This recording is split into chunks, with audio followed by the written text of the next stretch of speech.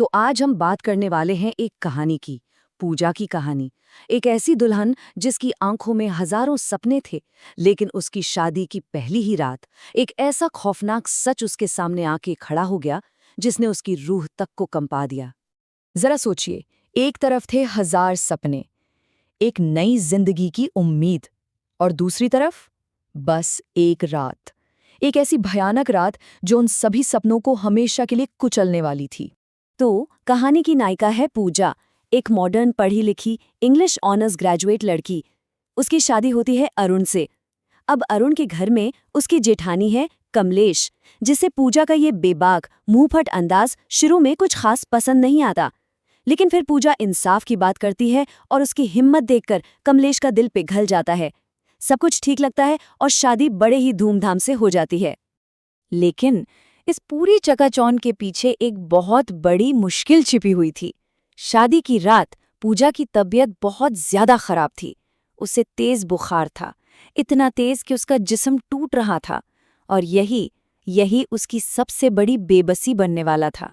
अपनी सुहाग रात पर जब पूजा तेज बुखार में तप रही थी, दर्द से तड़प रही थी, उसने अरुण से मिन्नतें की, उसे छोड़ देने को कहा। पर अरुण ने एक न सुनी। उसने बस इतना कहा, मैं तुम्हारा पति हूं और ये मेरा हक है। पूजा के आंसू, उसकी तकलीफ, किसी भी चीज का उस पर कोई असर नहीं हुआ। उस एक रात के बाद पूजा की दुनिया ही बदल गई। उसके चारों तरफ खामोशी और धोखे की एक ऐसी दीवार खड़ी होने लगी जिसे तोड़ पाना उसके लिए नामुमकिन सा लग रहा था। हिम्मत करके जब पूजा कुछ कहने के लिए बाहर आती भी है तो वो अपनी जेठानी कमलेश को ये कहते हुए सुन लेती है, औरतें ना किसी बम के फटने से भी उतना नहीं डरती जितना अपनी इज्जत का तमाशा बनने से डरती हैं। ये शब्द पूजा के सीने में एक तीर की तरह लगते हैं और वो फिर से खामोश हो जाती है। लेकिन सबसे बड़ा, सबसे गहरा घाव तो उसे अपनी सगी माँ से मिलता है। जब वो अपनी माँ को सब बताती है तो माँ उसे गले लगाने की बजाय ये कहती है, अरे पति पत्नी के बीच ये सब तो चलता है, ये तो तुम्हारा फर्ज है, तुम्हें निभाना ही पड़ेगा। और वो उसे वापस उसी जहन्नुम में धकेल देती है। और बस यहाँ से जुल्म का एक ऐसा सिलसिला शुरू होता है जो थमने का नाम ही नहीं लेता। शादी की पहली रात, फिर अपनी ही माँ से मिला धोखा। भागने की कोशिश की तो कमलेश ने जबरदस्ती वापस पहुंचा दिया, और फिर हनीमून पर भी वही वहशीपन जारी रहा। पूजा के लिए बचने का हर रास्ता बंद हो चुका था। और फिर आती है वो रात जब डर से कांपती हुई पूजा खुद को बाथरूम में बंद कर लेती है। बाहर से अरुण दरवाजा पीट रहा होता है। पूजा घबराकर कहती है कि उसके पीरियड्स हैं, पर अरुण हैवानियत से चिल्लाता है, दरवाजा खोल, मुझे सबूत देखना है। और उसी बेबसी के पल में पूजा की नज़र बाथरूम में रखी एक ब्लेड पर पड़ती है। अगली सुबह की तस्वीर दिल दहला देने वाली थी। पूजा अस्पताल में थी, जिंदगी और मौत के बीच झूल रही थी। उस रात खुद को बचाने के लिए उसने एक ऐसा कदम उठाया था जिसकी कोई कल्पना भी नहीं कर सकता। और यहीं से कहानी पूरी तरह पलट जाती है। अरुण सबसे झूठ बोलता है कि पूजा को औरतों वाली कोई अंदरूनी प्रॉब्लम थी, लेकिन डॉक्टर सच सामने ले आती है। वो कमलेश को बताती है कि पूजा के नाजुक हिस्सों पर ब्लेड से बहुत गहरे जख्म हैं। सिर्फ एक ब्लेड, वही ब्लेड जो उस रात पूजा की बेबसी का गवाह बना।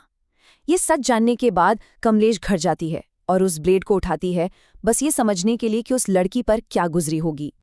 और जैसे ही कमलेश उस ब्लेड को बस जरा सा अपनी त्वचा से छुआती है, एक हल्की सी चुभन होती है और उसके हाथ कांप जाते हैं। बस उस एक पल में उसे पूजा के उस दर्द, उस खौफ की पूरी गहराई का एहसास हो जाता है। और इस एक एहसास के साथ कहानी के सारे समीकरण बदल जाते हैं। कमलेश, जो अब तक पूजा के खिलाफ थी, अब उसकी ढाल बन जाती है। अरुण, जो पति था, अब एक राक्षस नजर आने लगता है। और पूजा, जो एक बेबस शिकार थी, अब एक सर्वाइवर बन जाती है। लेकिन अरुण की हैवानियत देखिए। वो अस्पताल में डॉक्टर के सामने बेशर्मी से पूछता है, तो डॉक्टर, अब मैं अपनी बीवी के साथ रह सकता हूं ना? ये घटिया सवाल सुनकर डॉक्टर का खून खौल उठता है। वो अरुण पर चिल्लाती है, उसे नीच और घिनौना जानवर कहती है, और सिक्योरिटी को बुलाकर उसे धक्के मारकर अस्पताल से बाहर निकलवा देती है। ये शायद पहली बार था जब अरुण को उसके किए की कोई सजा मिली थी। इसके बाद कमलेश पूजा को अस्पताल से डिस्चार्ज कराकर अपने साथ ले जाती है। पूजा के जख्म अभी भरे नहीं थे, लेकिन अब वो अकेली नहीं थी। एक नया गठबंधन, एक नया रिश्ता बन चुका था। लेकिन कहानी यहाँ खत्म नहीं होती, बल्कि ये हमें एक बहुत ही जरूरी सवाल पर लाकर खड़ा कर देती है कि अब पूजा को क्या करना चाहिए। तो पूजा के सामने क्या रास्ते हैं? क्या उसे सब कुछ भुलाकर अरुण को माफ कर देना चाहिए, या फिर कानून का दरवाजा खटखटाकर इंसाफ मांगना चाहिए, या अपने साथ हुए जुल्म को समाज के सामने रखकर एक मिसाल कायम करनी चाहिए? ये सवाल सिर्फ पूजा का नहीं है, ये उन हजारों लाखों औरतों का है जो बंद दरवाजों के पीछे ऐसा ही दर्द झेलती हैं। तो सवाल यह है कि फैसला क्या होना चाहिए?